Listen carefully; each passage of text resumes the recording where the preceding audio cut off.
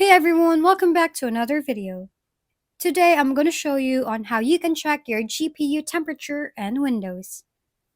To do that, first click on the search bar, type in Task Manager, and hit enter. In Task Manager, navigate to the Performance tab. Scroll down until you find the GPU section. You will see your GPU listed, like NVIDIA or AMD. Now take a look at the temperature displayed next to it. Well, that's all for today. Now you can easily keep an eye on your GPU temperature and Windows. Thank you for watching. We hope this video helped you figure things out. If we've been helpful, kindly give us a thumbs up. And don't forget to hit the subscribe and bell button for more contents. For any questions and suggestions, comment down below.